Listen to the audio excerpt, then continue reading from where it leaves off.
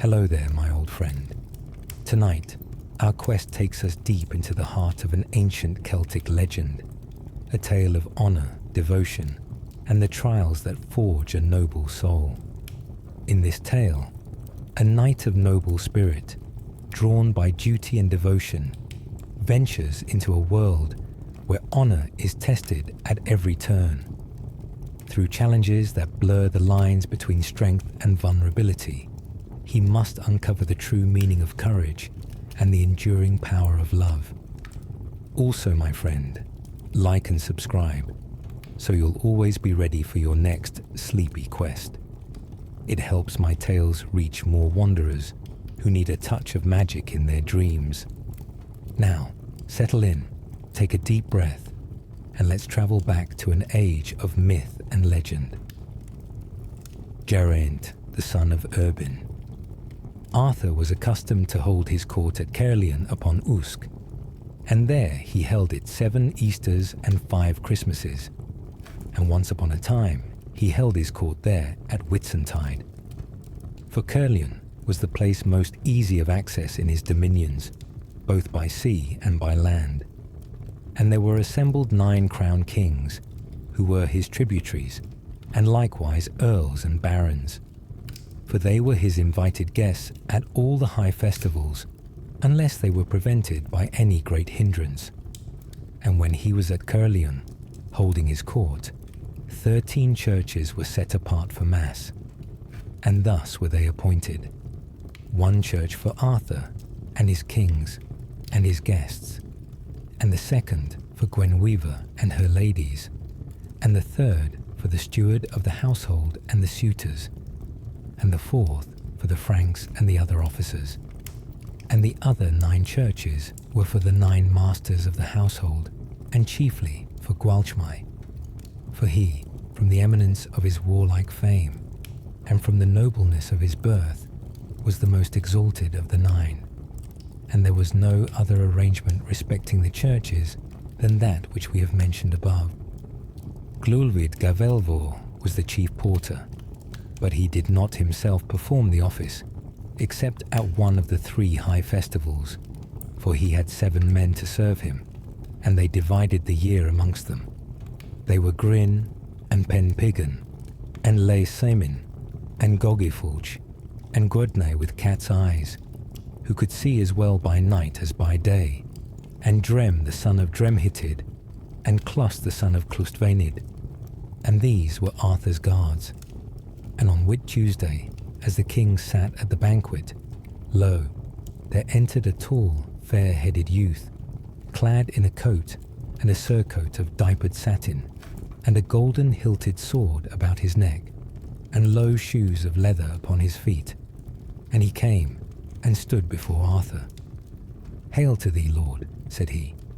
"Heaven prosper thee," he answered, "and be thou welcome. Dost thou bring any new tidings?" "I do, Lord," he said. "I know thee not," said Arthur. "It is a marvel to me that thou dost not know me. I am one of thy foresters, Lord, in the forest of Dean, and my name is Madoc, the son of Turgadan." "Tell me thine errand," said Arthur. "I will do so, Lord," said he. "In the forest I saw a stag, the like of which beheld I never yet." "What is there about him," asked Arthur, "that thou never yet didst see his like?" "He is of pure white, Lord, and he does not herd with any other animal through stateliness and pride, so royal is his bearing. And I come to seek thy counsel, Lord, and to know thy will concerning him." "It seems best to me," said Arthur, "to go and hunt him tomorrow at break of day, and to cause general notice thereof to be given tonight in all quarters of the court." And Ari Furies was Arthur's chief huntsman, and Arilivri was his chief page, and all received notice, and thus it was arranged, and they sent the youth before them. Then Gwenwyva said to Arthur, "Wilt thou permit me, Lord," said she, "to go tomorrow to see and hear the hunt of the stag of which the young man spoke?" "I will gladly," said Arthur. "Then will I go," said she. And Gwalchmai said to Arthur, if it seem well to thee, permit that into whose hunt soever the stag shall come, that one, be he a knight, or one on foot, may cut off his head, and give it to whom he pleases, whether to his own lady love, or to the lady of his friend. I grant it gladly, said Arthur, and let the steward of the household be chastised, if all are not ready tomorrow for the chase. And they passed the night with songs, and diversions and discourse, and ample entertainment. And when it was time for them all to go to sleep, they went. And when the next day came, they arose. And Arthur called the attendants, who guarded his couch. And these were 4 pages, whose names were Caderneuth, the son of Portor Gandwy, and Ambro, the son of Bedwar, and Amhar, the son of Arthur, and Goru, the son of Custennin. And these men came to Arthur and saluted him, and arrayed him in his garments. And Arthur wondered that Gwenhwyvar did not awake, and did not move in her bed, and the attendants wished to awaken her. Disturb her not, said Arthur, for she had rather sleep than go to see the hunting. Then Arthur went forth, and he heard 2 horns sounding, one from near the lodging of the chief huntsman, and the other from near that of the chief page. And the whole assembly of the multitudes came to Arthur, and they took the road to the forest. And after Arthur had gone forth from the palace, Gwenhwyvar awoke, and called to her maidens, and apparelled herself. Maidens, said she, I had leave last night to go and see the hunt. Go one of you to the stable, and order hither a horse such as a woman may ride. And one of them went, and she found but 2 horses in the stable, and Gwenhwyvar and one of her maidens mounted them, and went through the Usk, and followed the track of the men and the horses. And as they rode thus, they heard a loud and rushing sound, and they looked behind them, and beheld a knight upon a hunter foal of mighty size. And the rider was a fair-haired youth, bare-legged, and of princely mien, and a golden-hilted sword was at his side, and a robe and a surcoat of satin were upon him, and 2 low shoes of leather upon his feet, and around him was a scarf of blue-purple, at each corner of which was a golden apple.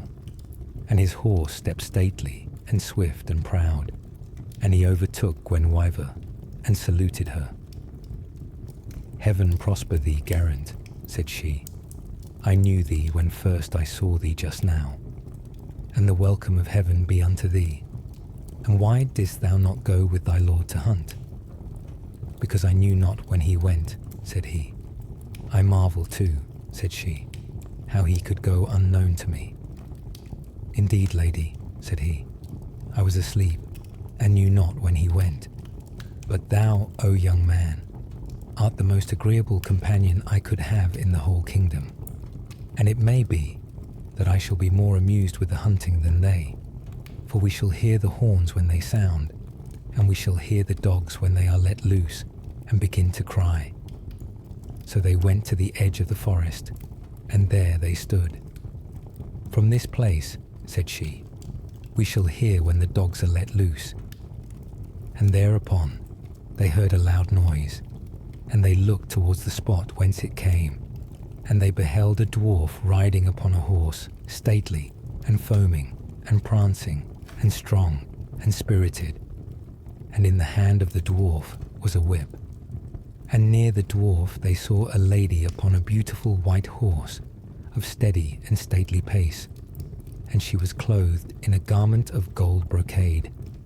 And near her was a knight upon a war horse of large size, with heavy and bright armour both upon himself and upon his horse. And truly they never before saw a knight, or a horse, or armour of such remarkable size, and they were all near to each other. Geraint, said Gwenhwyvar, knowest thou the name of that tall knight yonder? I know him not, said he, and the strange armour that he wears prevents my either seeing his face or his features. Go, maiden, said Gwenhwyvar, and ask the dwarf who that knight is." Then the maiden went up to the dwarf, and the dwarf waited for the maiden when he saw her coming towards him. And the maiden inquired of the dwarf who the knight was. "I will not tell thee," he answered.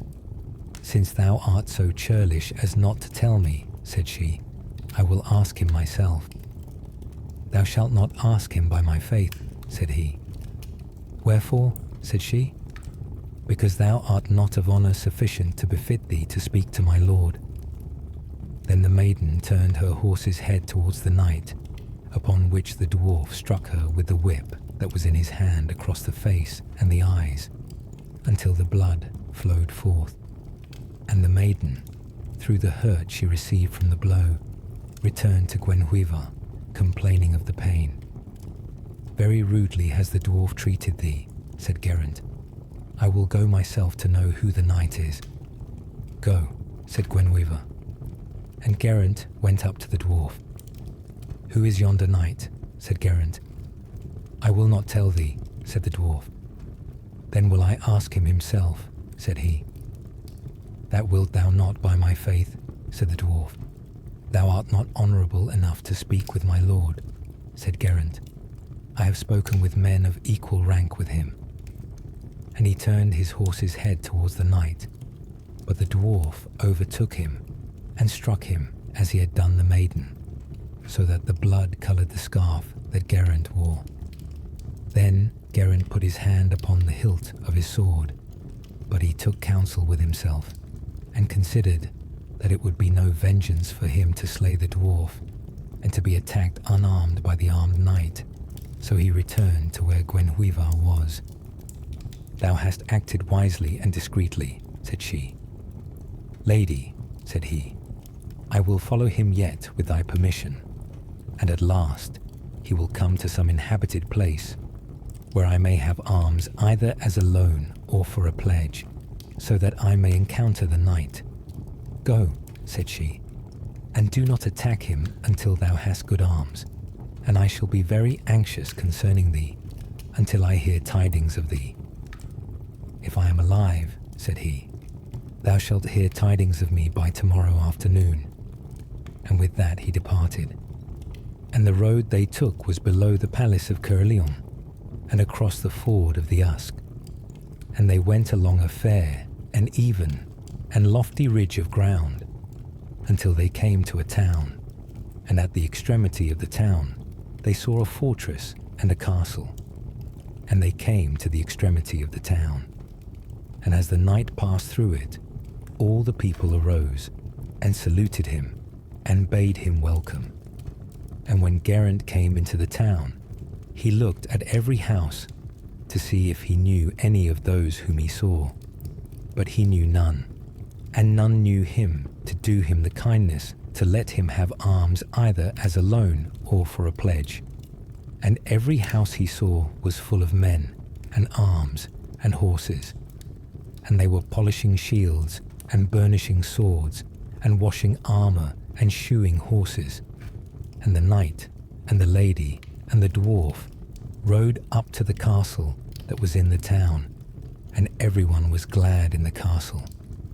And from the battlements and the gates they risked their necks, through their eagerness to greet them, and to show their joy.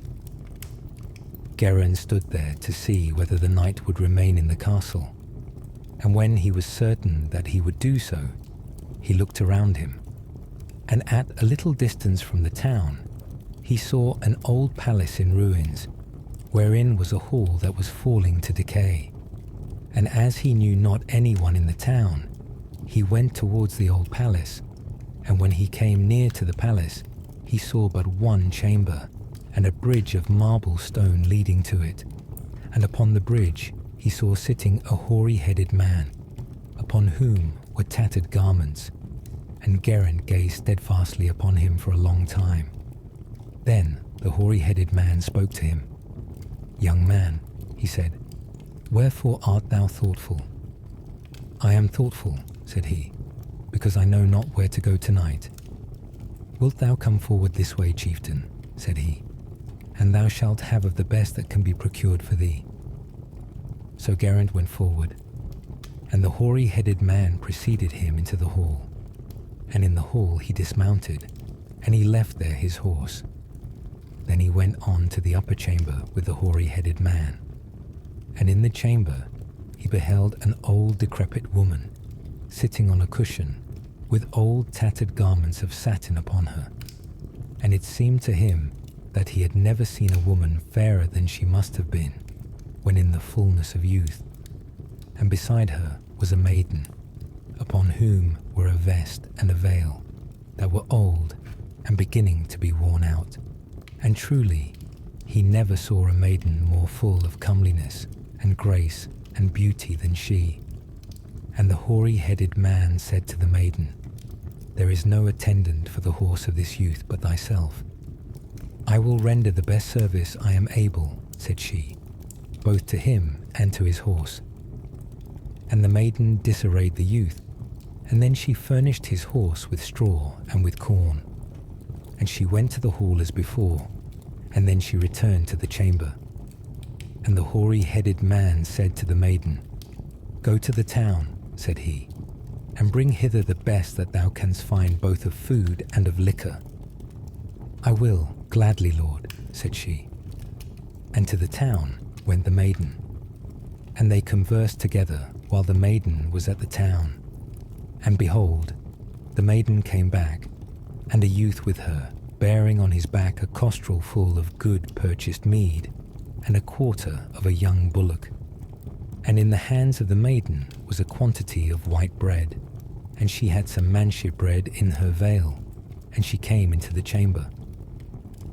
"I could not obtain better than this," said she, "nor with better should I have been trusted." "It is good enough," said Geraint. And they caused the meat to be boiled, and when their food was ready, they sat down. And it was on this wise. Geraint sat between the hoary-headed man and his wife, and the maiden served them. And they ate and drank. And when they had finished eating, Geraint talked with the hoary-headed man, and he asked him in the first place, to whom belonged the palace that he was in. "Truly," said he, "it was I that built it, and to me also belonged the city and the castle which thou sawest." "Alas," said Geraint, "how is it that thou hast lost them now?" "I lost a great earldom as well as these," said he, "and this is how I lost them. I had a nephew, the son of my brother, and I took his possessions to myself, and when he came to his strength, he demanded of me his property, but I withheld it from him. So he made war upon me, and wrested from me all that I possessed." "Good sir," said Geraint, "wilt thou tell me wherefore came the knight and the lady and the dwarf just now into the town, and what is the preparation which I saw, and the putting of arms in order?" "I will do so," said he. "The preparations are for the game that is to be held tomorrow by the young earl, which will be on this wise. In the midst of a meadow which is here, 2 forks will be set up, and upon the 2 forks a silver rod, and upon the silver rod a sparrow hawk, and for the sparrow hawk there will be a tournament. And to the tournament will go all the array thou didst see in the city, of men, and of horses, and of arms, and with each man will go the lady he loves best. And no man can joust for the sparrow hawk, except the lady he loves best be with him. And the knight that thou sawest has gained the sparrow hawk these 2 years. And if he gains it the 3rd year, they will, from that time, send it every year to him, and he himself will come here no more, and he will be called the Knight of the Sparrow Hawk from that time forth." "Sir," said Geraint, "what is thy counsel to me concerning this knight, on account of the insult which I received from the dwarf, and that which was received by the maiden of Gwenhwyvar, the wife of Arthur?" And Geraint told the hoary-headed man what the insult was that he had received. "It is not easy to counsel thee, inasmuch as thou hast neither dame nor maiden belonging to thee, for whom thou canst joust. Yet I have arms here, which thou couldest have, and there is my horse also, if he seem to thee better than thine own." "Ah, sir," said he, "heaven reward thee, but my own horse, to which I am accustomed, together with thy arms, will suffice me.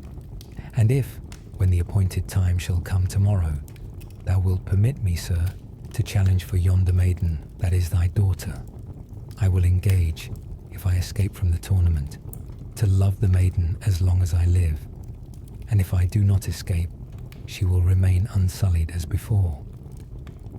"Gladly will I permit thee," said the hoary-headed man, "and since thou dost thus resolve, it is necessary that thy horse and arms should be ready tomorrow at break of day. For then the Knight of the Sparrow Hawk will make proclamation, and ask the lady he loves best to take the Sparrow Hawk. For, will he say to her, thou art the fairest of women, and thou didst possess it last year and the year previous, and if any deny it thee today, by force will I defend it for thee. And therefore, said the hoary-headed man, it is needful for thee to be there at daybreak, and we three will be with thee." And thus was it settled. And at night, lo, they went to sleep, and before the dawn they arose, and arrayed themselves, and by the time that it was day, they were all four in the meadow. And there was the Knight of the Sparrow Hawk, making the proclamation, and asking his lady-love to fetch the Sparrow Hawk. "Fetch it not," said Geraint, "for there is here a maiden, who is fairer, and more noble, and more comely, and who has a better claim to it than thou. If thou maintainest the Sparrow Hawk to be due to her, come forward, and do battle with me." And Geraint went forward to the top of the meadow, having upon himself and upon his horse armour, which was heavy, and rusty, and worthless, and of uncouth shape. Then they encountered each other, and they broke a set of lances, and they broke a second set, and a third. And thus they did at every onset, and they broke as many lances as were brought to them. And when the Earl and his company saw the Knight of the Sparrow Hawk gaining the mastery, there was shouting, and joy, and mirth amongst them. And the hoary-headed man, and his wife, and his daughter were sorrowful. And the hoary-headed man served Geraint lances as often as he broke them, and the dwarf served the Knight of the Sparrow Hawk. Then the hoary-headed man came to Geraint. "O chieftain," said he, "since no other will hold with thee, behold, here is the lance which was in my hand on the day when I received the honour of knighthood, and from that time to this I never broke it, and it has an excellent point." Then Geraint took the lance, thanking the hoary-headed man. And thereupon the dwarf also brought a lance to his lord. "Behold, here is a lance for thee, not less good than his," said the dwarf, "and bethink thee that no knight ever withstood thee before so long as this one has done. I declare to heaven," said Geraint, "that unless death takes me quickly hence, he shall fare never the better for thy service." And Geraint pricked his horse towards him from afar, and warning him, he rushed upon him, and gave him a blow so severe and furious and fierce upon the face of his shield, that he cleft it in two, and broke his armour, and burst his girths, so that both he and his saddle were borne to the ground over the horse's crupper. And Geraint dismounted quickly, and he was wroth, and he drew his sword, and rushed fiercely upon him. Then the knight also arose, and drew his sword against Geraint, and they fought on foot with their swords, until their arms struck sparks of fire like stars from one another. And thus they continued fighting until the blood and sweat obscured the light from their eyes. And when Geraint prevailed, the hoary-headed man and his wife and his daughter were glad. And when the knight prevailed, it rejoiced the Earl and his party. Then the hoary-headed man saw Geraint receive a severe stroke, and he went up to him quickly and said to him, "O chieftain, remember the treatment which thou hadst from the dwarf, and wilt thou not seek vengeance for the insult to thyself, and for the insult to Gwenhwyvar, the wife of Arthur?" And Geraint was roused by what he said to him, and he called to him all his strength, and lifted up his sword, and struck the knight upon the crown of his head, so that he broke all his head armour, and cut through all the flesh and the skin, even to the skull, until he wounded the bone. Then the knight fell upon his knees, and cast his sword from his hand, and besought mercy of Geraint. "Of a truth," said he, "I relinquish my overdaring and my pride in craving thy mercy, and unless I have time to commit myself to heaven for my sins, and to talk with a priest, thy mercy will avail me little." "I will grant thee grace upon this condition," said Geraint, "that thou wilt go to Gwenhwyvar, the wife of Arthur, to do her satisfaction for the insult which her maiden received from thy dwarf. As to myself, for the insult which I received from thee and thy dwarf, I am content with that which I have done unto thee. Dismount not from the time thou goest hence until thou comest into the presence of Gwenhwyvar, to make her what atonement shall be adjudged at the court of Arthur." "This will I do gladly. And who art thou?" said he. "I am Geraint, the son of Erbin, and declare thou also who thou art." "I am Erbin, the son of Nud." Then he threw himself upon his horse, and went forward to Arthur's court, and the lady he loved best went before him and the dwarf, with much lamentation. And thus far this story up to that time. Then came the little earl and his host to Geraint, and saluted him, and bade him to his castle. "I may not go," said Geraint, "but where I was last night, there will I be tonight also. Since thou wilt none of my inviting, thou shalt have abundance of all that I can command for thee, in the place thou wast last night, and I will order ointment for thee, to recover thee from thy fatigues, and from the weariness that is upon thee." "Heaven reward thee," said Geraint, "and I will go to my lodging." And thus went Geraint, and Earl Iniol, and his wife, and his daughter. And when they reached the chamber, the household servants and attendants of the young earl had arrived at the court, and they arranged all the houses, dressing them with straw and with fire. And in a short time the ointment was ready, and Geraint came there, and they washed his head. Then came the young earl, with 40 honourable knights from among his attendants, and those who were bidden to the tournament. And Geraint came from the anointing. And the earl asked him to go to the hall to eat. "Where is the Earl Iniol?" said Geraint, "and his wife, and his daughter?"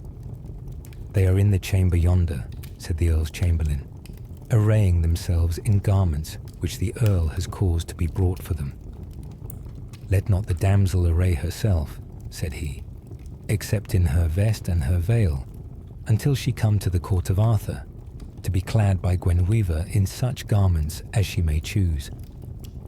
So the maiden did not array herself. Then they all entered the hall, and they washed, and went, and sat down to meat. And thus were they seated. On one side of Geraint sat the young earl, and Earl Iniol beyond him. And on the other side of Geraint were the maiden and her mother. And after these all sat according to their precedence in honour. And they ate, and they were served abundantly, and they received a profusion of divers kind of gifts. Then they conversed together. And the young earl invited Geraint to visit him next day. "I will not, by heaven," said Geraint. "To the court of Arthur will I go with this maiden tomorrow, and it is enough for me, as long as Earl Iniol is in poverty and trouble, and I go chiefly to seek to add to his maintenance." "Ah, chieftain," said the young earl, "it is not by my fault that Earl Iniol is without his possessions." "By my faith," said Geraint, "he shall not remain without them, unless death quickly takes me hence." "O chieftain," said he, "with regard to the disagreement between me and Iniol, I will gladly abide by thy counsel, and agree to what thou mayest judge right between us. I but ask thee, said Geraint, to restore to him what is his, and what he should have received from the time he lost his possessions, even until this day. That I will do gladly for thee, answered he. Then, said Geraint, whosoever is here who owes homage to Inual, let him come forward and perform it on the spot. And all the men did so, and by that treaty they abided, and his castle and his town and all his possessions were restored to Inual, and he received back all that he had lost, even to the smallest jewel. Then spoke Earl Inual to Geraint. Chieftain, said he, behold the maiden for whom thou didst challenge at the tournament. I bestow her upon thee. She shall go with me, said Geraint, to the court of Arthur, and Arthur and Gwenwyver, they shall dispose of her as they will. And the next day they proceeded to Arthur's court. So far concerning Geraint. Now, this is how Arthur hunted the stag. The men and the dogs were divided into hunting parties, and the dogs were let loose upon the stag. And the last dog that was let loose was the favourite dog of Arthur. Cavil was his name, and he left all the other dogs behind him, and turned the stag. And at the second turn, the stag came towards the hunting party of Arthur, and Arthur set upon him. And before he could be slain by any other, Arthur cut off his head. Then they sounded the death horn for slaying, and they all gathered round. Then came Cadirith to Arthur, and spoke to him. Lord, said he, behold, yonder is Gwenwyver, and none with her save only one maiden. Command Gildas the son of Cor, and all the scholars of the court, said Arthur, to attend Gwenwyver to the palace. And they did so. Then they all set forth, holding converse together concerning the head of the stag, to whom it should be given. One wished that it should be given to the lady best beloved by him, and another to the lady whom he loved best. And all they of the household and the knights disputed sharply concerning the head, and with that they came to the palace. And when Arthur and Gwenwyver heard them disputing about the head of the stag, Gwenwyver said to Arthur, My lord, this is my counsel concerning the stag's head. Let it not be given away until Geraint the son of Erbin shall return from the errand he is upon. And Gwenwyver told Arthur what that errand was. Right gladly shall it be so, said Arthur. And thus it was settled. And the next day Gwenwyver caused a watch to be set upon the ramparts for Geraint's coming. And after midday they beheld an unshapely little man upon a horse, and after him, as they supposed, a dame or a damsel, also on horseback, and after her a knight of large stature, bowed down, and hanging his head low and sorrowfully, and clad in broken and worthless armour. And before they came near to the gate, one of the watch went to Gwenwyver, and told her what kind of people they saw, and what aspect they bore. I know not who they are, said he. But I know, said Gwenwyver, this is the knight whom Geraint pursued, and methinks that he comes not here by his own free will, but Geraint has overtaken him, and avenged the insult to the maiden to the uttermost. And thereupon, behold, a porter came to the spot where Gwenwyver was. Lady, said he, at the gate there is a knight, and I saw never a man of so pitiful an aspect to look upon as he. Miserable and broken is the armour that he wears, and the hue of blood is more conspicuous upon it than its own colour. Knowest thou his name? Said she. I do, said he. He tells me that he is Erbin the son of Nud. Then she replied, I know him not. So Gwenwyver went to the gate to meet him, and he entered. And Gwenwyver was sorry when she saw the condition he was in, even though he was accompanied by the churlish dwarf. Then Erbin saluted Gwenwyvar.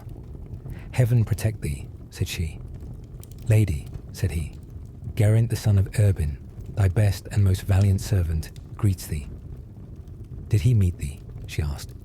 "Yes," said he, "and it was not to my advantage, and that was not his fault, but mine, lady.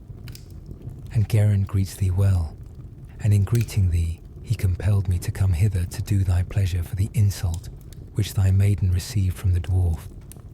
He forgives the insult to himself, in consideration of his having put me in peril of my life, and he imposed on me a condition, manly and honourable and warrior-like, which was to do thee justice, lady. Now, where did he overtake thee? At the place where we were jousting and contending for the Sparrow Hawk, in the town which is now called Cardiff, and there were none with him save 3 persons, of a mean and tattered condition, and these were an aged, hoary-headed man, and a woman advanced in years, and a fair young maiden, clad in worn-out garments.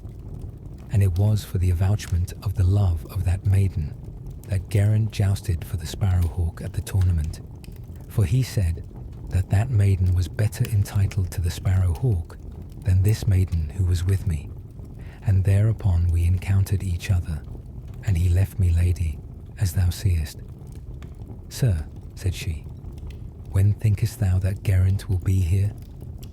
"Tomorrow, lady. I think he will be here with the maiden." Then Arthur came to him, and he saluted Arthur. And Arthur gazed a long time upon him, and was amazed to see him thus. And thinking that he knew him, he inquired of him, "Art thou Erbin the son of Nud?"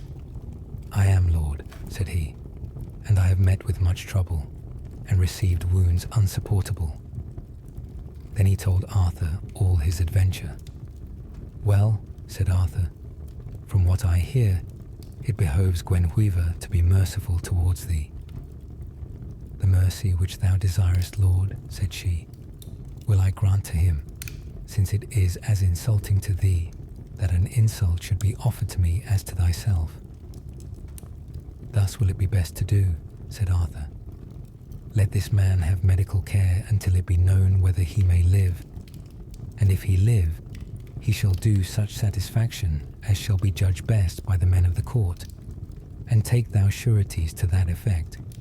And if he die, too much will be the death of such a youth as Erbin, for an insult to a maiden." "This pleases me," said Gwenwyvar. And Arthur became surety for Erbin, and Caradog the son of Lir, Gwalog the son of Linog, and Owain the son of Nud, and Gwalchmai, and many others with them. And Arthur caused Morgan Tod to be called to him. He was the chief physician. "Take with thee Erbin the son of Nud, and cause a chamber to be prepared for him, and let him have the aid of medicine as thou wouldst do unto myself, if I were wounded, and let none into his chamber to molest him, but thyself and thy disciples, to administer to him remedies." "I will do so gladly, Lord," said Morgantud. Then said the steward of the household, "Whither is it right, Lord, to order the maiden?" "To Gwenwyvar and her handmaidens," said he. And the steward of the household so ordered her. Thus far concerning them. The next day came Geraint towards the court, and there was a watch set on the ramparts by Gwenwyvar, lest he should arrive unawares. And one of the watch came to the place where Gwenwyvar was. "Lady," said he, "methinks that I see Geraint, and the maiden with him. He is on horseback, but he has his walking gear upon him, and the maiden appears to be in white, seeming to be clad in a garment of linen." "Assemble all the women," said Gwenwyvar, "and come to meet Geraint, to welcome him, and wish him joy." And Gwenwyvar went to meet Geraint and the maiden. And when Geraint came to the place where Gwenwyvar was, he saluted her. "Heaven prosper thee," said she, "and welcome to thee. And thy career has been successful and fortunate, and resistless and glorious. And heaven reward thee, that thou hast so proudly caused me to have retribution." "Lady," said he, "I earnestly desire to obtain thee satisfaction according to thy will. And behold, here is the maiden through whom thou hadst thy revenge." "Verily," said Gwenwyvar, "the welcome of heaven be unto her, and it is fitting that we should receive her joyfully." Then they went in and dismounted, and Geraint came to where Arthur was and saluted him. "Heaven protect thee," said Arthur, "and the welcome of heaven be unto thee. And since Edain the son of Nudd has received his overthrow and wounds from thy hands, thou hast had a prosperous career." "Not upon me be the blame," said Geraint. "It was through the arrogance of Edain the son of Nudd himself that we were not friends. I would not quit him until I knew who he was, and until the one had vanquished the other." "Now," said Arthur, "where is the maiden for whom I heard thou didst give challenge?" "She is gone with Gwenwyvar to her chamber." Then went Arthur to see the maiden, and Arthur and all his companions and his whole court were glad concerning the maiden, and certain were they all that had her array been suitable to her beauty, they had never seen a maid fairer than she. And Arthur gave away the maiden to Geraint, and the usual bond made between two persons was made between Geraint and the maiden, and the choicest of all, Gwenwyvar's apparel, was given to the maiden. And thus arrayed, she appeared comely and graceful to all who beheld her. And that day and that night were spent in abundance of minstrelsy, and ample gifts of liquor, and a multitude of games. And when it was time for them to go to sleep, they went. And in the chamber where the couch of Arthur and Gwenwyvar was, the couch of Geraint and Enid was prepared. And from that time she became his bride. And the next day Arthur satisfied all the claimants upon Geraint with bountiful gifts. And the maiden took up her abode in the palace, and she had many companions, both men and women, and there was no maiden more esteemed than she in the island of Britain. Then spake Gwenwyvar. "Rightly did I judge," said she, "concerning the head of the stag, that it should not be given to any until Geraint's return. And behold, here is a fit occasion for bestowing it. Let it be given to Enid the daughter of Inual, the most illustrious maiden, and I do not believe that any will begrudge it her, for between her and everyone here there exists nothing but love and friendship." Much applauded was this by them all, and by Arthur also. And the head of the stag was given to Enid. And thereupon her fame increased, and her friends thenceforward became more in number than before. And Geraint from that time forth loved the stag and the tournament and hard encounters, and he came victorious from them all. And a year and a second and a third he proceeded thus, until his fame had flown over the face of the kingdom. And once upon a time Arthur was holding his court at Caerleon upon Usk, at Whitsuntide. And behold, there came to him ambassadors, wise and prudent, full of knowledge and eloquent of speech, and they saluted Arthur. "Heaven prosper you," said Arthur, "and the welcome of heaven be unto you. And whence do you come?" "We come, Lord," said they, "from Cornwall, and we are ambassadors from Erbin the son of Custennin, thy uncle, and our mission is unto thee. And he greets thee well, as an uncle should greet his nephew, and as a vassal should greet his lord.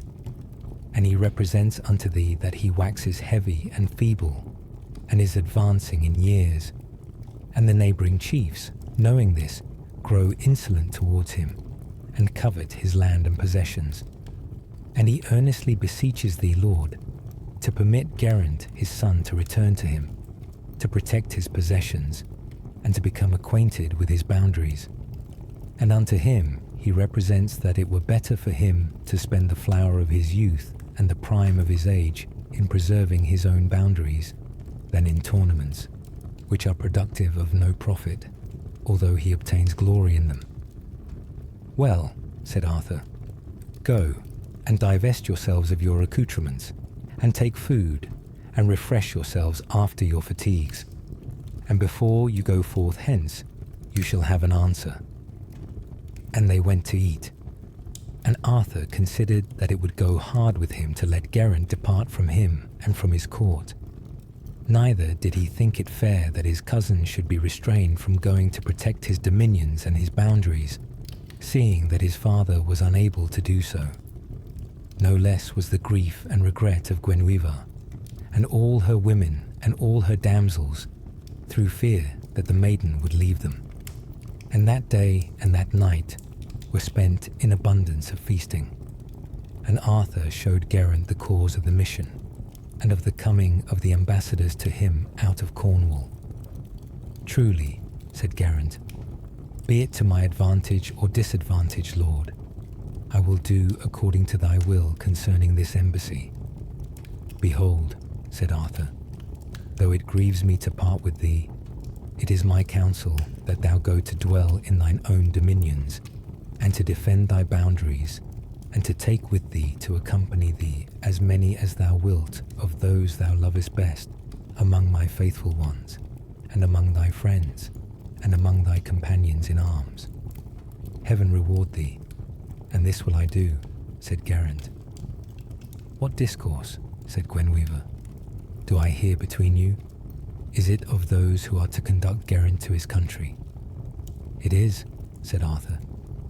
Then it is needful for me to consider, said she, concerning companions and a provision for the lady that is with me. Thou wilt do well, said Arthur. And that night they went to sleep, and the next day the ambassadors were permitted to depart, and they were told that Geraint should follow them. And on the third day Geraint set forth, and many went with him. Gwalchmai the son of Gwair, and Riogoned the son of the king of Ireland, and Ondio the son of the duke of Burgundy, Gwilym the son of the ruler of the Franks, Howell the son of Emir of Brittany, Elivry, and Norcurd, Gwyn the son of Tringad, Goru the son of Custennin, Gwer Gridvar, Garanor the son of Golithma, Peredur the son of Evroc, Gwynlogel, Gwir a judge in the court of Arthur, Diver the son of Alun of Dyfed, Gwraig Gwalstawd Iaithud, Bedwyr the son of Bedrod, Hadri the son of Grian, Kai the son of Kinnear, Odia the Frank, the steward of Arthur's court, and Edern the son of Nud. Said Geraint, I think that I shall have enough of knighthood with me. Yes, said Arthur, but it will not be fitting for thee to take Edern with thee, although he is well, until peace shall be made between him and Gwenwyvar. Gwenwyvar can permit him to go with me, if he give sureties. If she please, she can let him go without sureties, for enough of pain and affliction has he suffered for the insult which the maiden received from the dwarf. Truly, said Gwenwyvar, since it seems well to thee and to Geraint, I will do this gladly, Lord. Then she permitted Edern freely to depart, and many there were who accompanied Geraint, and they set forth, and never was there seen a fairer host journeying towards the Severn.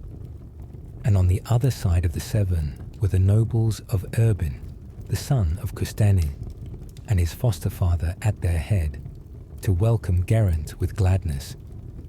And many of the women of the court, with his mother, came to receive Enid, the daughter of Vinil, his wife. And there was great rejoicing and gladness throughout the whole court, and throughout all the country concerning Geraint, because of the greatness of their love towards him, and of the greatness of the fame which he had gained since he went from amongst them, and because he was come to take possession of his dominions and to preserve his boundaries. And they came to the court, and in the court they had ample entertainment, and a multitude of gifts, and abundance of liquor, and a sufficiency of service, and a variety of minstrelsy and of games. And to do honour to Geraint, all the chief men of the country were invited that night to visit him, and they passed that day and that night in the utmost enjoyment. And at dawn next day Erbin arose, and summoned to him Geraint, and the noble persons who had borne him company. And he said to Geraint, I am a feeble and aged man, and whilst I was able to maintain the dominion for thee and for myself, I did so. But thou art young, and in the flower of thy vigour and of thy youth. Henceforth do thou preserve thy possessions. Truly, said Geraint, with my consent thou shalt not give the power over thy dominions at this time into my hands, and thou shalt not take me from Arthur's court. Into thy hands will I give them, said Erbin, and this day also shalt thou receive the homage of thy subjects. Then said Gwalchmai, it were better for thee to satisfy those who have boons to ask today, and tomorrow thou canst receive the homage of thy dominions. So all that had boons to ask were summoned into one place, and Cadirith came to them to know what were their requests, and every one asked that which he desired.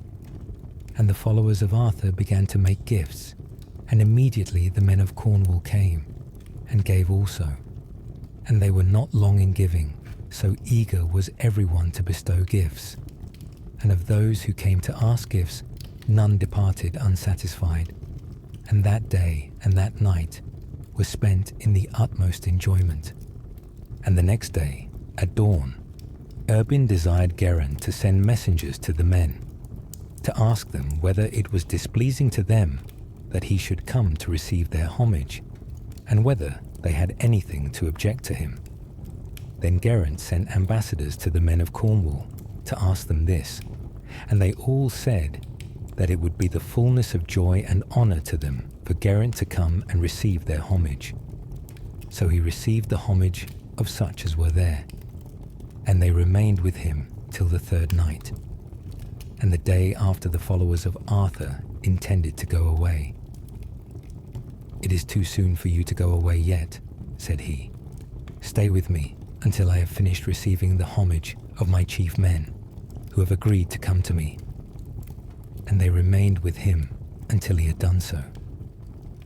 Then they set forth towards the court of Arthur, and Geraint went to bear them company, and Enid also, as far as Diganwy.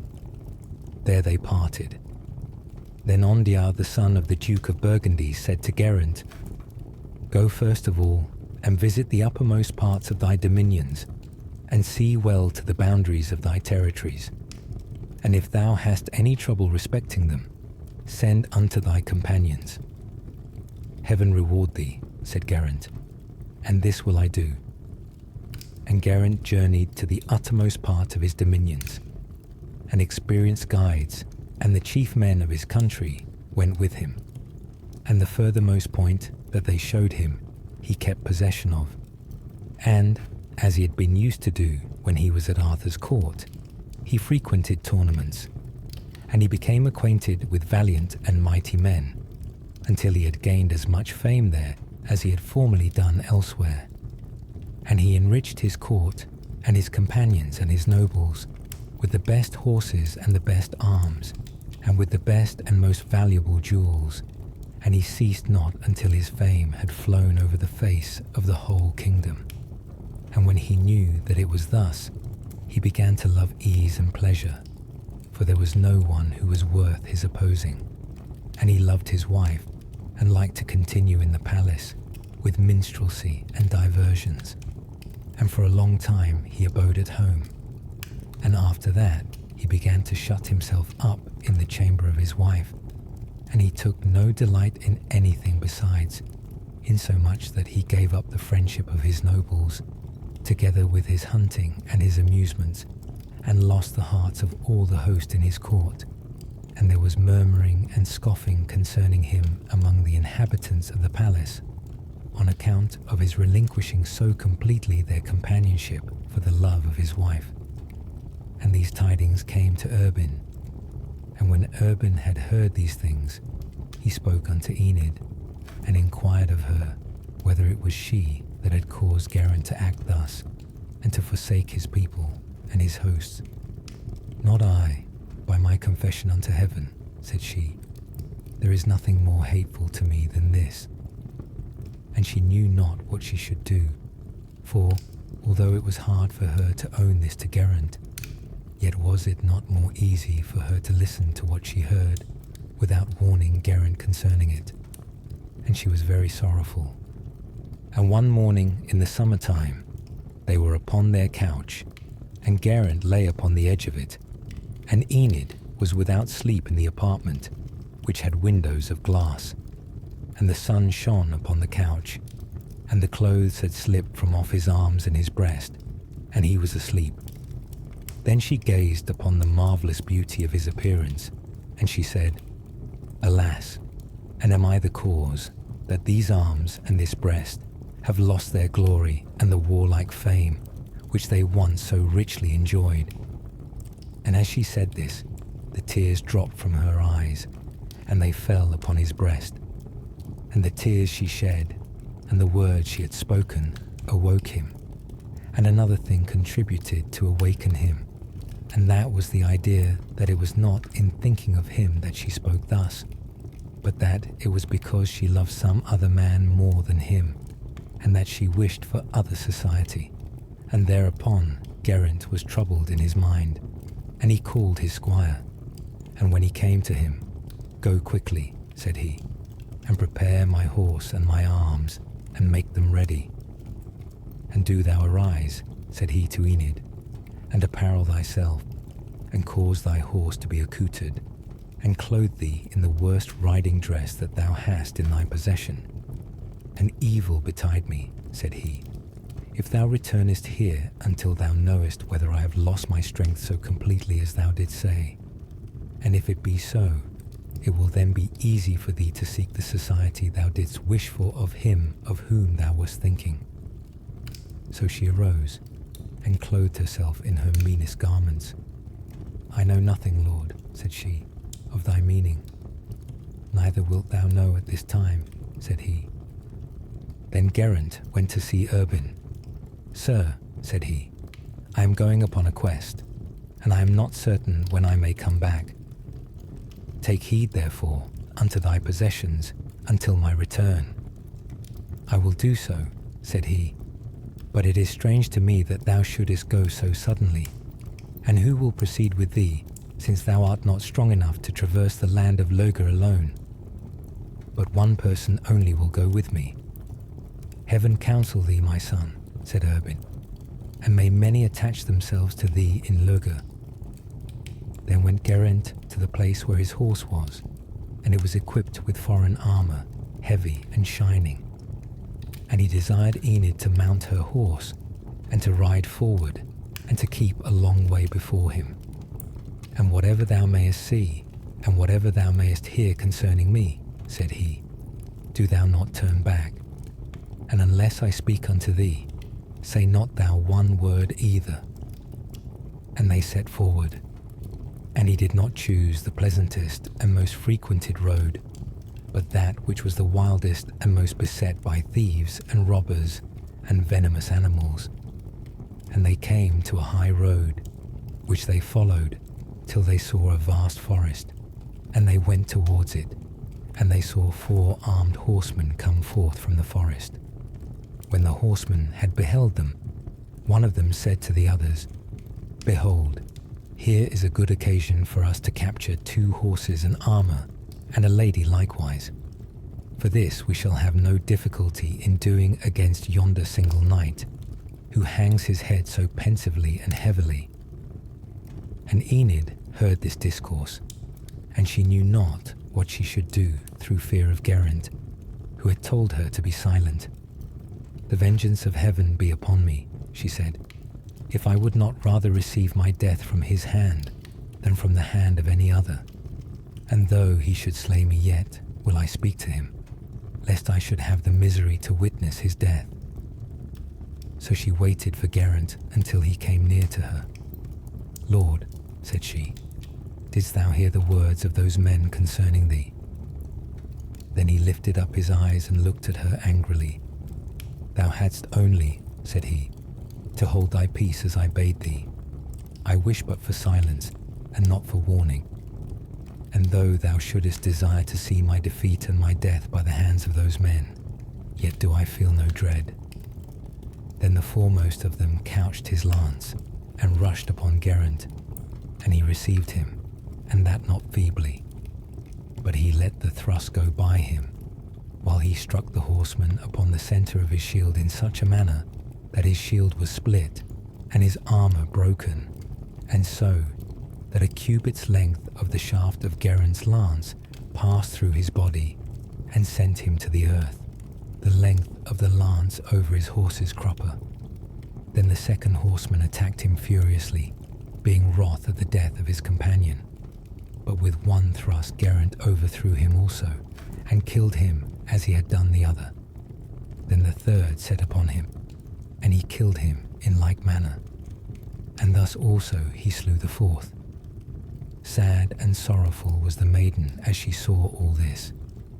Geraint dismounted from his horse, and took the arms of the men he had slain, and placed them upon their saddles, and tied together the reins of their horses, and he mounted his horse again. Behold what thou must do, said he. Take the 4 horses, and drive them before thee, and proceed forward, as I bade thee just now, and say not one word unto me, unless I speak first unto thee. And I declare unto heaven, said he, if thou doest not thus, it will be to thy cost.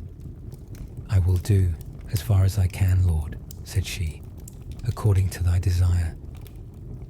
Then they went forward through the forest, and when they left the forest, they came to a vast plain, in the centre of which was a group of thickly tangled copsewood, and from out thereof they beheld 3 horsemen coming towards them, well equipped with armour, both they and their horses.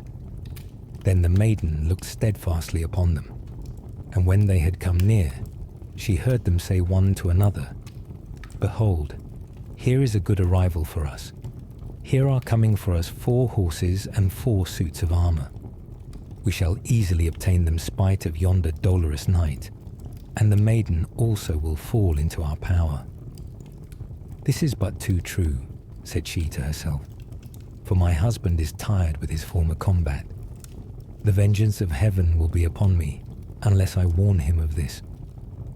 So the maiden waited until Geraint came up to her. Lord, said she, dost thou not hear the discourse of yonder men concerning thee? What was it? Asked he. They say to one another that they will easily obtain all this spoil. I declare to heaven, he answered, that their words are less grievous to me than that thou wilt not be silent, and abide by my counsel. My lord, said she, I feared lest they should surprise thee unawares. Hold thy peace then, said he. Do not I desire silence? And thereupon one of the horsemen couched his lance, and attacked Geraint, and he made a thrust at him, which he thought would be very effective. But Geraint received it carelessly, and struck it aside, and then he rushed upon him, and aimed at the centre of his person, and from the shock of man and horse, the quantity of his armour did not avail him, and the head of the lance and part of the shaft passed through him, so that he was carried to the ground an arm and a spear's length over the crupper of his horse. And both the other horsemen came forward in their turn, but their onset was not more successful than that of their companion. And the maiden stood by, looking at all this, and on the one hand she was in trouble lest Geraint should be wounded in his encounter with the men, and on the other hand she was joyful to see him victorious. Then Geraint dismounted, and bound the 3 suits of armour upon the 3 saddles, and he fastened the reins of all the horses together, so that he had 7 horses with him. And he mounted his own horse, and commanded the maiden to drive forward the others. It is no more use for me to speak to thee than to refrain, for thou wilt not attend to my advice.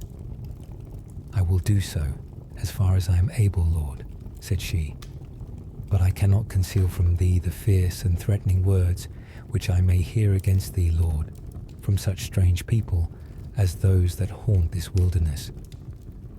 I declare to heaven, said he, that I desire naught but silence. Therefore hold thy peace. I will, Lord, while I can. And the maiden went on with the horses before her, and she pursued her way straight onwards. And from the copsewood already mentioned, they journeyed over a vast and dreary open plain. And at a great distance from them they beheld a wood, and they could see neither end nor boundary to the wood, except on that side that was nearest to them, and they went towards it. Then there came from out the wood 5 horsemen, eager and bold and mighty and strong, mounted upon chargers that were powerful and large of bone and high-mettled and proudly snorting, and both the men and the horses were well equipped with arms. And when they drew near to them, Enid heard them say, Behold, here is a fine booty coming to us, which we shall obtain easily and without labour, for we shall have no trouble in taking all those horses and arms, and the lady also, from yonder single night, so doleful and sad. Sorely grieved was the maiden upon hearing this discourse, so that she knew not in the world what she should do. At last, however, she determined to warn Geraint. So she turned her horse's head towards him. Lord, said she, if thou hadst heard as I did what yonder horseman said concerning thee, thy heaviness would be greater than it is. Angrily and bitterly did Geraint smile upon her, and he said, Thee do I hear doing everything that I forbade thee, but it may be that thou wilt repent this yet. And immediately, behold, the men met them, and victoriously and gallantly did Geraint overcome them all 5. And he placed the 5 suits of armour upon the 5 saddles, and tied together the reins of the 12 horses, and gave them in charge to Enid. I know not, said he, what good it is for me to order thee, but this time I charge thee in an especial manner. So the maiden went forward towards the wood, keeping in advance of Geraint, as he had desired her. And it grieved him as much as his wrath would permit, to see a maiden so illustrious as she having so much trouble with the care of the horses. Then they reached the wood, and it was both deep and vast, and in the wood night overtook them. Ah, maiden, said he, it is vain to attempt proceeding forward. Well, Lord, said she, whatsoever thou wishest we will do. It will be best for us, he answered, to turn out of the wood, and to rest, and wait for the day, in order to pursue our journey.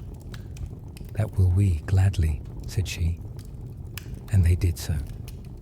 Having dismounted himself, he took her down from her horse. I cannot by any means refrain from sleep through weariness, said he. Do thou therefore watch the horses, and sleep not. I will, Lord, said she.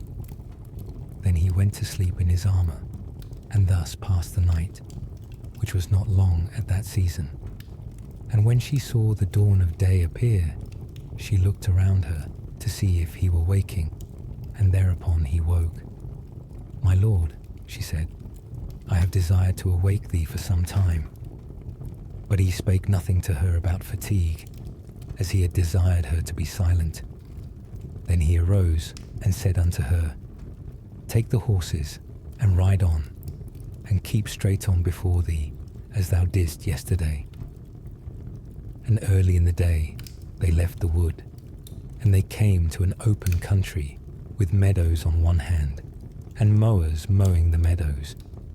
And there was a river before them, and the horses bent down and drank the water. And they went up out of the river by a lofty steep.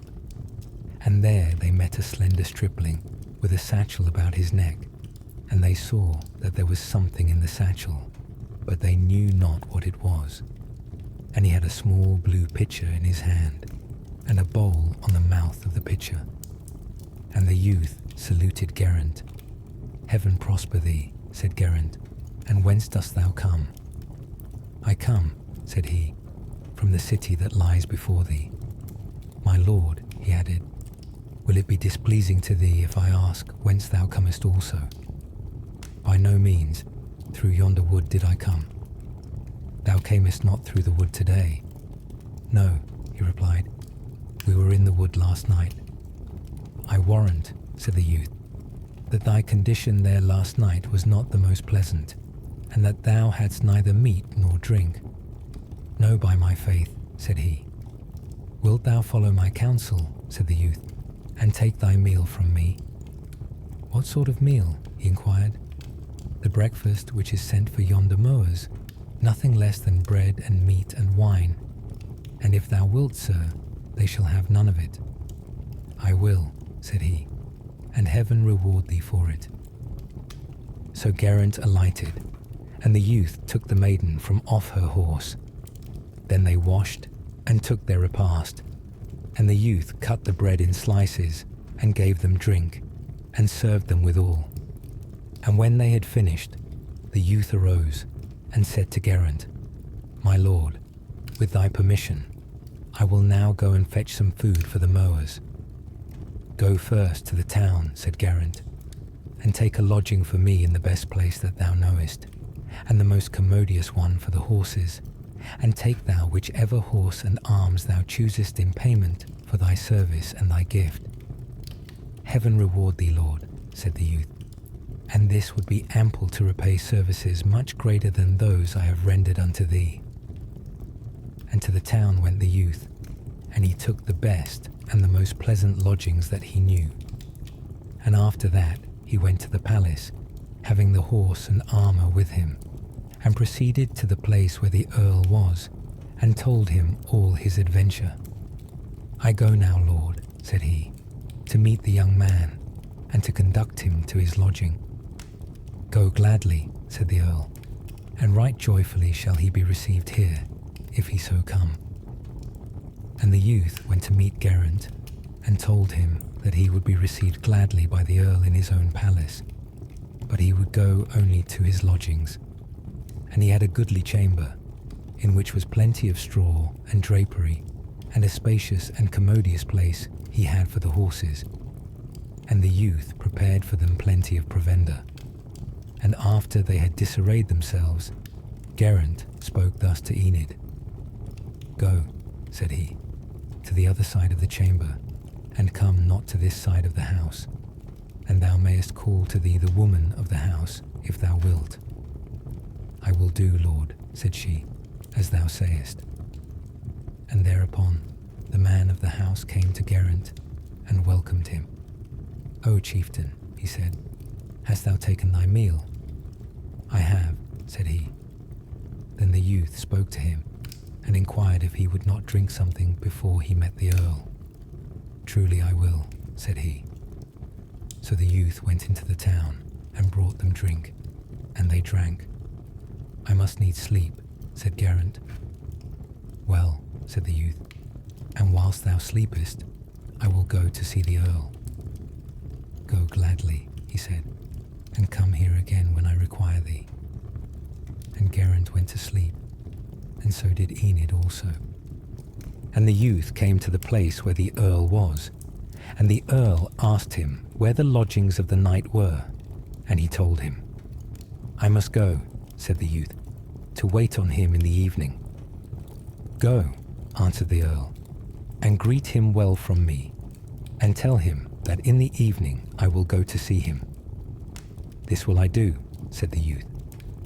So he came when it was time for them to awake, and they arose and went forth, and when it was time for them to take their food, they took it, and the youth served them. And Geraint inquired of the man of the house whether there were any of his companions that he wished to invite to him, and he said that there were. Bring them hither, and entertain them at my cost, with the best thou canst buy in the town. And the man of the house brought there those whom he chose, and feasted them at Geraint's expense. Thereupon, behold, the earl came to visit Geraint, and his 12 honourable knights with him. And Geraint rose up and welcomed him. Heaven preserve thee, said the earl. Then they all sat down according to their precedence in honour, and the Earl conversed with Geraint, and inquired of him the object of his journey. "I have none," he replied, "but to seek adventures, and to follow my own inclination." Then the Earl cast his eye upon Enid, and he looked at her steadfastly, and he thought he had never seen a maiden fairer or more comely than she, and he set all his thoughts and his affections upon her. Then he asked of Geraint, "Have I thy permission to go and converse with yonder maiden? For I see that she is apart from thee." "Thou hast it gladly," said he. So the Earl went to the place where the maiden was, and spake with her. "Ah, maiden," said he, "it cannot be pleasant to thee to journey thus with yonder man." "It is not unpleasant to me," said she, "to journey the same road that he journeys." "Thou hast neither youths nor maidens to serve thee," said he. "Truly," she replied, "it is more pleasant for me to follow yonder man than to be served by youths and maidens." "I will give thee good counsel," said he. "All my earldom will I place in thy possession, if thou wilt dwell with me." "That will I not, by heaven," she said. "Yonder man was the first to whom my faith was ever pledged, and shall I prove inconstant to him?" "Thou art in the wrong," said the Earl. "If I slay the man yonder, I can keep thee with me as long as I choose, and when thou no longer pleasest me, I can turn thee away. But if thou goest with me by thine own good will, I protest that our union shall continue eternal and undivided as long as I remain alive."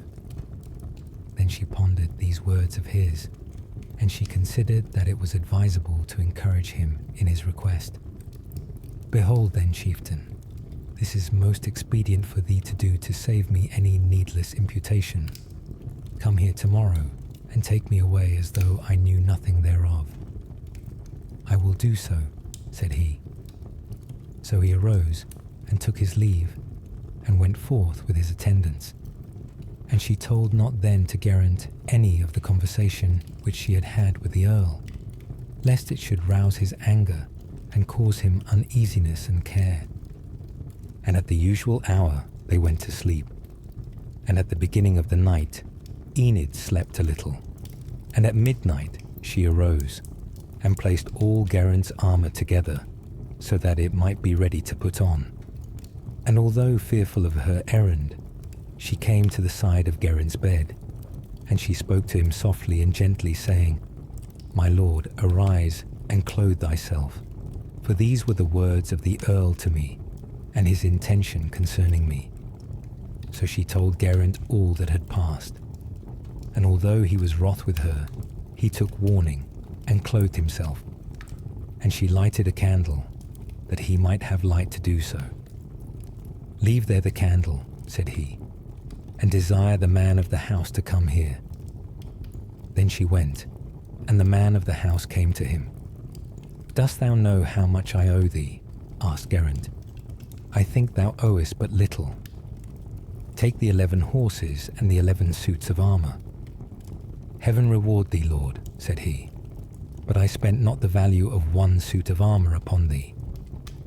"For that reason," said he, "thou wilt be the richer. And now wilt thou come to guide me out of the town?" "I will, gladly," said he. "And in which direction dost thou intend to go?" "I wish to leave the town by a different way from that by which I entered it." So the man of the lodgings accompanied him as far as he desired. Then he bade the maiden to go on before him, and she did so, and went straight forward, and his host returned home. And he had only just reached his house, when, behold, the greatest tumult approached that was ever heard. And when he looked out, he saw 80 knights in complete armour around the house, with the Earl de Bourne at their head. "Where is the knight that was here?" said the Earl. "By thy hand," said he. "He went hence some time ago." "Wherefore, villain?" said he. "Didst thou let him go without informing me?"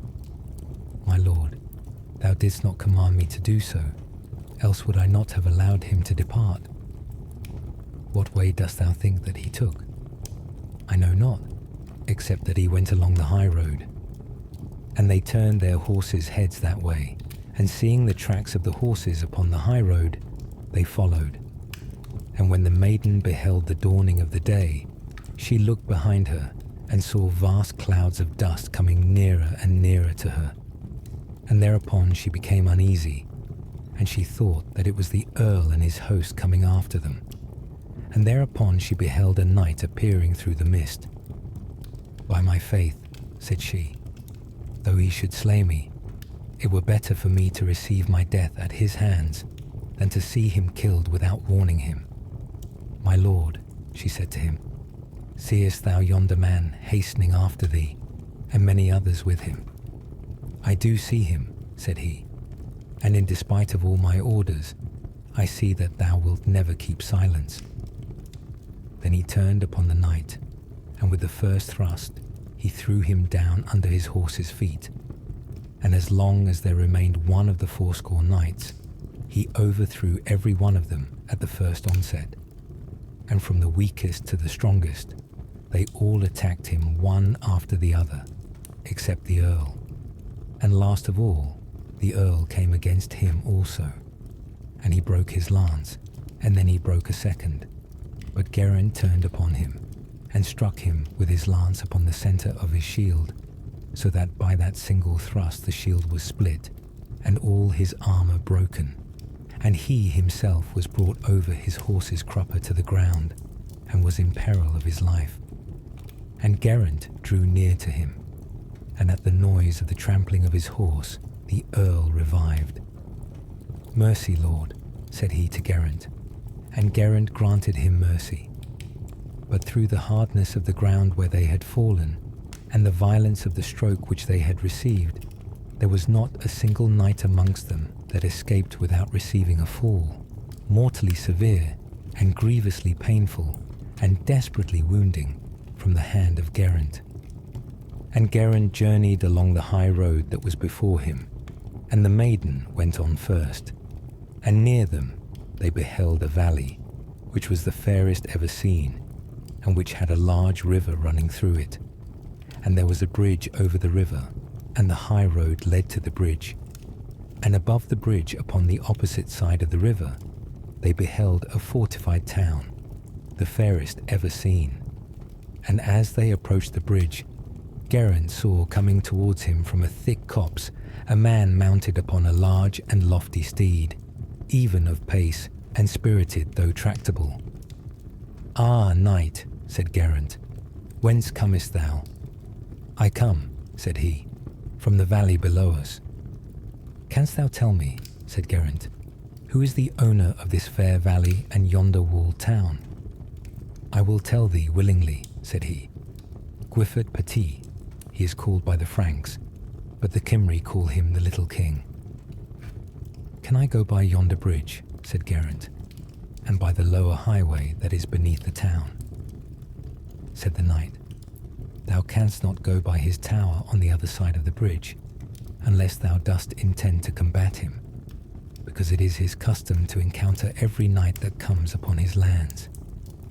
I declare to heaven, said Geraint, that I will, nevertheless, pursue my journey that way. If thou dost so, said the knight, thou wilt probably meet with shame and disgrace in reward for thy daring. Then Geraint proceeded along the road that led to the town, and the road brought him to a ground that was hard and rugged and high and ridgy. And as he journeyed thus, he beheld a knight following him upon a war horse, strong and large, and proudly stepping, and wide-hoofed and broad-chested. And he never saw a man of smaller stature than he who was upon the horse. And both he and his horse were completely armed. When he had overtaken Geraint, he said to him, Tell me, chieftain, whether it is through ignorance or through presumption that thou seekest to insult my dignity and to infringe my rules. Nay, answered Geraint, I knew not this road was forbid to any. Thou didst know it, said the other. Come with me to my court, to give me satisfaction. That will I not by my faith, said Geraint. "I would not go even to thy lord's court, excepting Arthur were thy lord." "By the hand of Arthur himself," said the knight, "I will have satisfaction of thee, or receive my overthrow at thy hands." And immediately they charged one another, and a squire of his came to serve him with lances as he broke them. And they gave each other such hard and severe strokes that their shields lost all their colour. But it was very difficult for Geraint to fight with him on account of his small size, for he was hardly able to get a full aim at him with all the efforts he could make. And they fought thus until their horses were brought down upon their knees. And at length Geraint threw the knight headlong to the ground, and then they fought on foot, and they gave one another blows so boldly fierce, so frequent, and so severely powerful, that their helmets were pierced, and their skullcaps were broken, and their arms were shattered, and the light of their eyes was darkened by sweat and blood. At the last, Geraint became enraged, and he called to him all his strength, and boldly angry, and swiftly resolute, and furiously determined, he lifted up his sword, and struck him on the crown of his head a blow so mortally painful, so violent, so fierce, and so penetrating, that it cut through all his head armour and his skin and his flesh, until it wounded the very bone, and the sword flew out of the hand of the little king to the furthest end of the plain, and he besought Geraint that he would have mercy and compassion upon him. "Though thou hast been neither courteous nor just," said Geraint, "thou shalt have mercy, upon condition that thou wilt become my ally, and engage never to fight against me again, but to come to my assistance whenever thou hearest of my being in trouble." "This will I do gladly, Lord," said he. So he pledged him his faith thereof. "And now, Lord, come with me," said he, "to my court yonder, to recover from thy weariness and fatigue." "That will I not, by heaven," said he. Then Gwyfford Petit beheld Enid where she stood, and it grieved him to see one of her noble mien appear so deeply afflicted. And he said to Geraint, "My lord, thou doest wrong not to take repose, and refresh thyself a while. For if thou meetest with any difficulty in thy present condition, it will not be easy for thee to surmount it." But Geraint would do no other than proceed on his journey, and he mounted his horse in pain, and all covered with blood. And the maiden went on first, and they proceeded towards the wood, which they saw before them. And the heat of the sun was very great, and through the blood and sweat, Geraint's armour cleaved to his flesh. And when they came into the wood, he stood under a tree to avoid the sun's heat, and his wounds pained him more than they had done at the time when he received them. And the maiden stood under another tree, and lo, they heard the sound of horns and a tumultuous noise, and the occasion of it was that Arthur and his company had come down to the wood. And while Geraint was considering which way he should go to avoid them, behold, he was espied by a foot-page, who was an attendant on the steward of the household.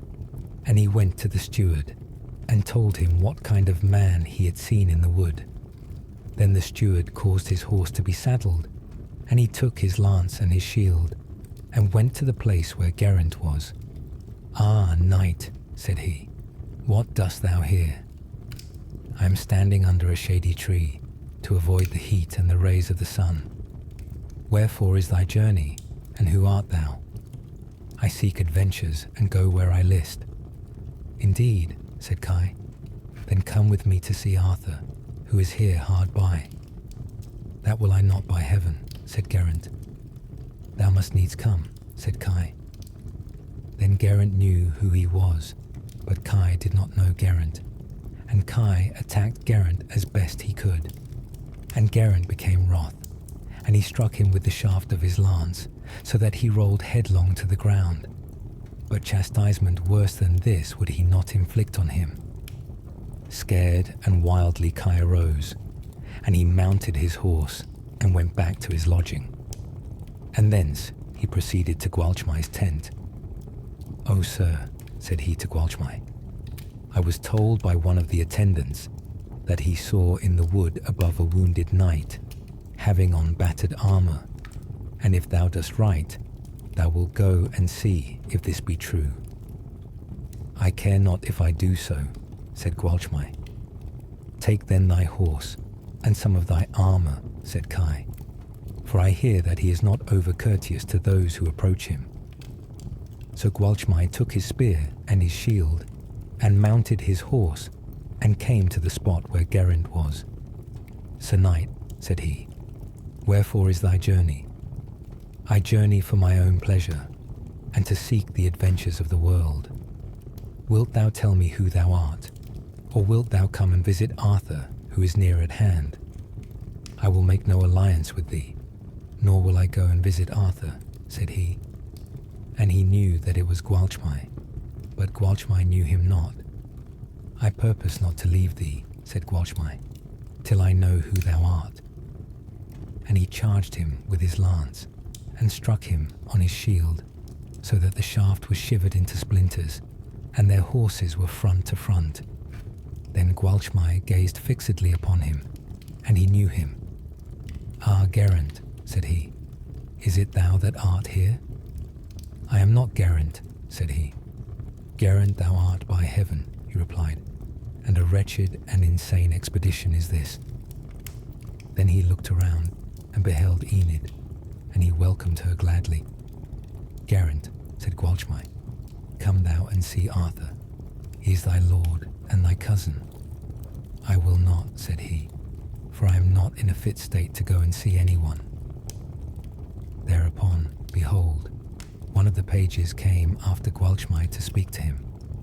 So he sent him to apprise Arthur that Geraint was there wounded, and that he would not go to visit him, and that it was pitiable to see the plight that he was in. And this he did without Geraint's knowledge, inasmuch as he spoke in a whisper to the page.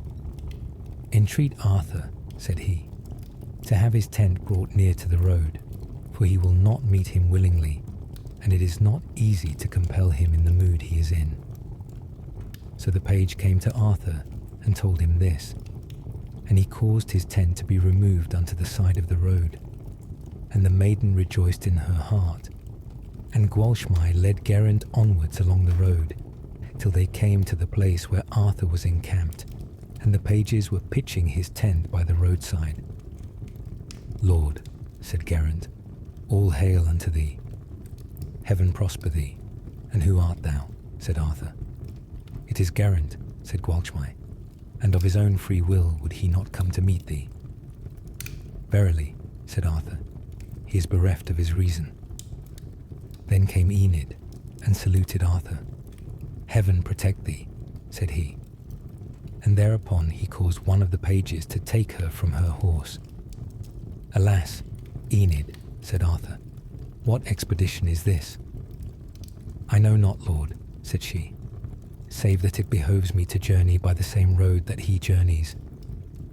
"My lord," said Geraint, "with thy permission we will depart." "Whither wilt thou go?" said Arthur.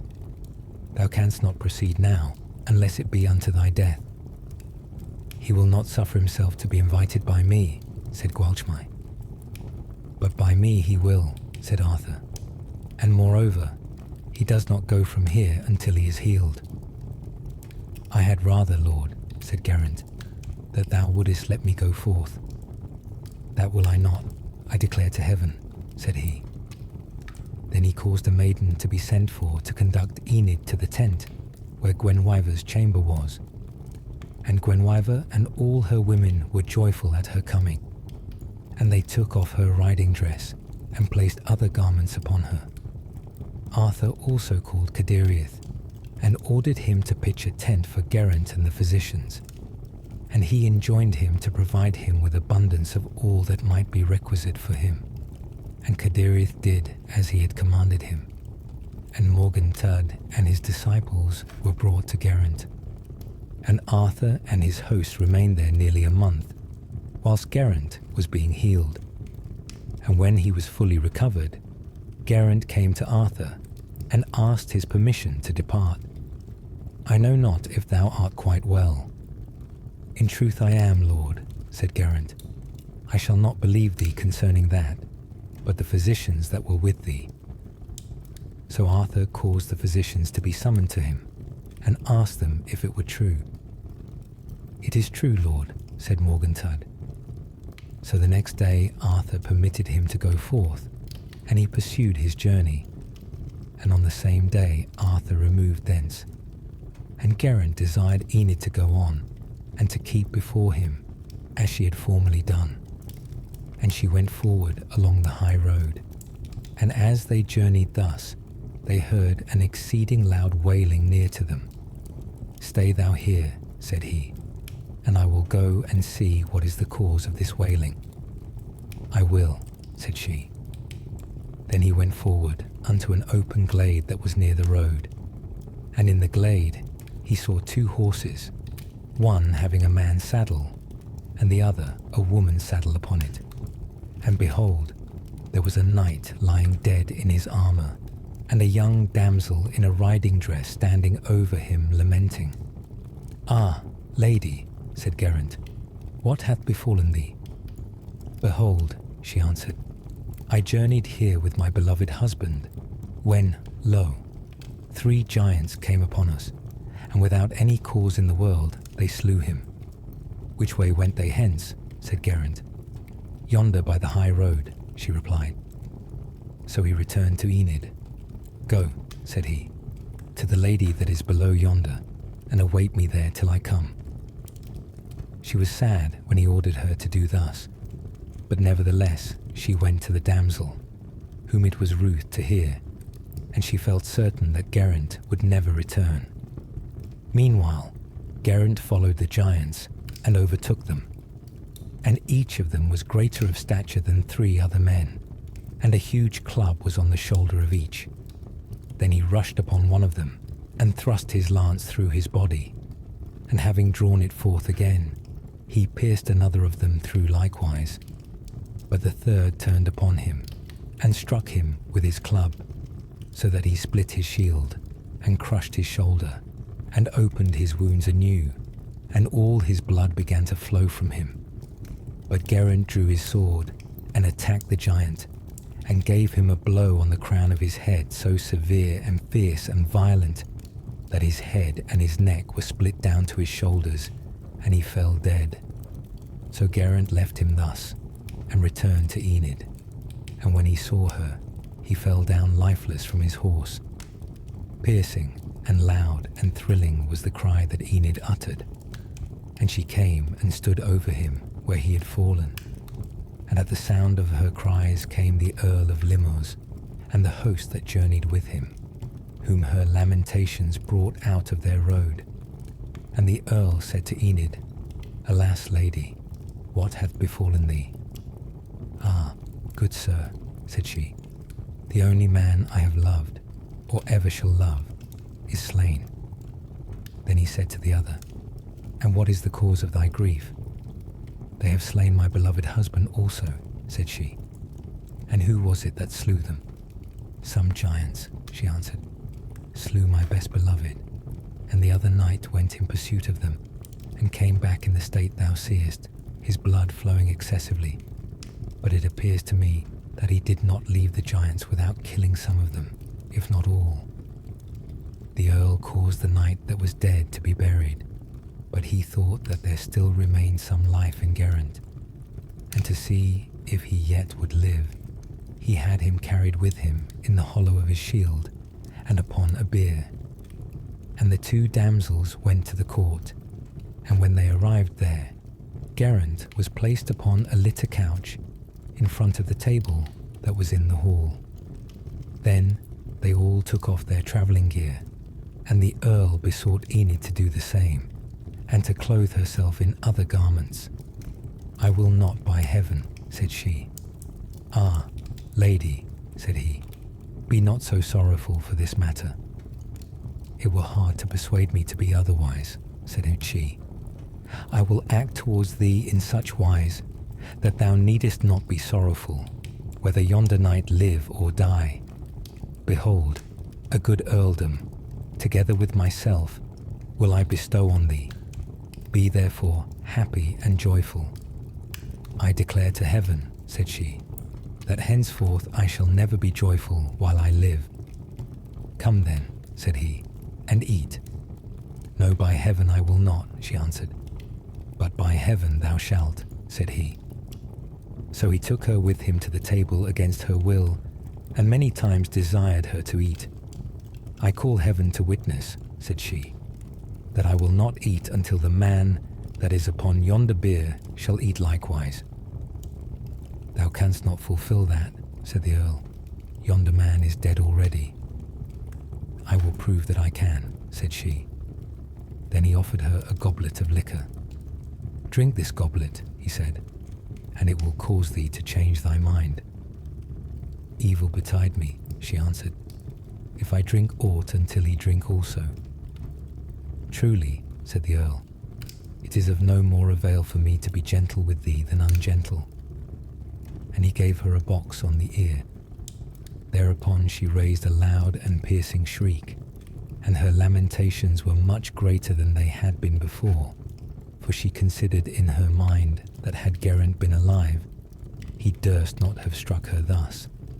But, behold, at the sound of her cry, Geraint revived from his swoon, and he sat up on the bier, and finding his sword in the hollow of his shield, he rushed to the place where the earl was, and struck him a fiercely wounding, severely venomous, and sternly smiting blow upon the crown of his head, so that he clove him in twain, until his sword was stayed by the table. Then all left the board, and fled away, and this was not so much through fear of the living, as through the dread they felt at seeing the dead man rise up to slay them. And Geraint looked upon Enid, and he was grieved for two causes. One was to see that Enid had lost her colour and her wonted aspect, and the other to know that she was in the right. Lady, said he, knowest thou where our horses are? I know, Lord, where thy horse is, she replied, but I know not where is the other. Thy horse is in the house yonder. So he went to the house, and brought forth his horse, and mounted him, and took up Enid from the ground, and placed her upon the horse with him. And he rode forward, and their road lay between two hedges, and the night was gaining on the day. And lo, they saw behind them the shafts of spears betwixt them and the sky, and they heard the trampling of horses, and the noise of a host approaching. I hear something following us, said he, and I will put thee on the other side of the hedge. And thus he did. And thereupon, behold, a knight pricked towards him, and couched his lance. When Enid saw this, she cried out, saying, O chieftain, whoever thou art, what renown wilt thou gain by slaying a dead man? O heaven, said he, is it Geraint? Yes, in truth, said she. And who art thou? I am the little king, he answered, coming to thy assistance, for I heard that thou wast in trouble, and if thou hadst followed my advice, none of these hardships would have befallen thee. Nothing can happen, said Geraint, without the will of heaven, though much good results from counsel. Yes, said the little king, and I know good counsel for thee now. Come with me to the court of a son-in-law of my sister, which is near here, and thou shalt have the best medical assistance in the kingdom. I will do so gladly, said Geraint. And Enid was placed upon the horse of one of the little king's squires, and they went forward to the baron's palace. And they were received there with gladness, and they met with hospitality and attention.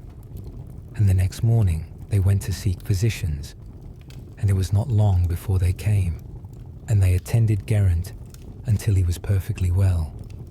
And while Geraint was under medical care, the little king caused his armour to be repaired until it was as good as it had ever been, and they remained there a fortnight and a month. Then the little king said to Geraint, Now will we go towards my own court, to take rest and amuse ourselves. Not so, said Geraint. We will first journey for 1 day more, and return again." "With all my heart," said the little king. "Do thou go then." And early in the day they set forth, and more gladly and more joyfully did Enid journey with them that day than she had ever done. And they came to the main road, and when they reached a place where the road divided in two, they beheld a man on foot coming towards them along one of these roads. And Gwyffert asked the man whence he came. "I come," said he, "from an errand in the country." "Tell me," said Geraint, "which is the best for me to follow of these two roads?" "That is the best for thee to follow," answered he. "For if thou goest by this one, thou wilt never return. Below us," said he, "there is a hedge of mist, and within it are enchanted games, and no one who has gone there has ever returned. And the court of the Earl Owain is there, and he permits no one to go to lodge in the town, except he will go to his court." "I declare to heaven," said Geraint, "that we will take the lower road." And they went along it until they came to the town, and they took the fairest and pleasantest place in the town for their lodging. And while they were thus, behold, a young man came to them and greeted them. "Heaven be propitious to thee," said they. "Good sirs," said he, "what preparations are you making here?" "We are taking up our lodging," said they, "to pass the night." "It is not the custom with him who owns the town," he answered, "to permit any of gentle birth, unless they come to stay in his court, to abide here. Therefore come ye to the court." "We will come, gladly," said Geraint. And they went with the page, and they were joyfully received. And the Earl came to the hall to meet them, and he commanded the tables to be laid, and they washed and sat down. And this is the order in which they sat: Geraint on one side of the Earl, and Enid on the other side, and next to Enid the little king, and then the Countess next to Geraint, and all after that as became their rank. Then Geraint recollected the games, and thought that he should not go to them, and on that account he did not eat. Then the Earl looked upon Geraint, and considered, and he bethought him that his not eating was because of the games, and it grieved him that he had ever established those games, were it only on account of losing such a youth as Geraint. And if Geraint had asked him to abolish the games, he would gladly have done so. Then the Earl said to Geraint, "What thought occupies thy mind, that thou dost not eat? If thou hesitatest about going to the games, thou shalt not go, and no other of thy rank shall ever go either." "Heaven reward thee," said Geraint, "but I wish nothing better than to go to the games, and to be shown the way thither. If that is what thou dost prefer, thou shalt obtain it willingly." "I do prefer it indeed," said he. Then they ate, and they were amply served, and they had a variety of gifts, and abundance of liquor. And when they had finished eating, they arose. And Geraint called for his horse and his armour, and he accoutred both himself and his horse. And all the host went forth until they came to the side of the hedge, and the hedge was so lofty that it reached as high as they could see in the air, and upon every stake in the hedge, except two, there was the head of a man, and the number of stakes throughout the hedge was very great. Then said the little king, "May no one go in with the chieftain?" "No one may," said Earl Owain. "Which way can I enter?" inquired Geraint. "I know not," said Owain, "but enter by the way that thou wilt, and that seemeth easiest to thee." Then fearlessly and unhesitatingly Geraint dashed forward into the mist, and on leaving the mist he came to a large orchard, and in the orchard he saw an open space, wherein was a tent of red satin, and the door of the tent was open, and an apple tree stood in front of the door of the tent, and on a branch of the apple tree hung a huge hunting horn. Then he dismounted and went into the tent, and there was no one in the tent save one maiden sitting in a golden chair, and another chair was opposite to her, empty.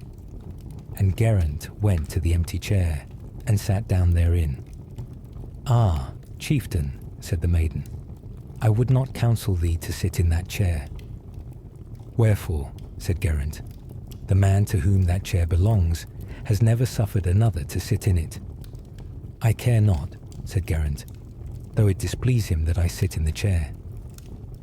And thereupon they heard a mighty tumult around the tent, and Geraint looked to see what was the cause of the tumult.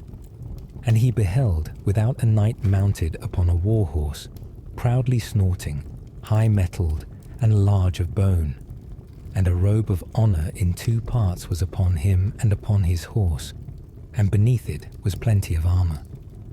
"Tell me, chieftain," said he to Geraint, "who it was that bade thee sit there?" "Myself," answered he. "It was wrong of thee to do me this shame and disgrace. Arise, and do me satisfaction for thine insolence." Then Geraint arose, and they encountered immediately, and they broke a set of lances, and a second set, and a third, and they gave each other fierce and frequent strokes.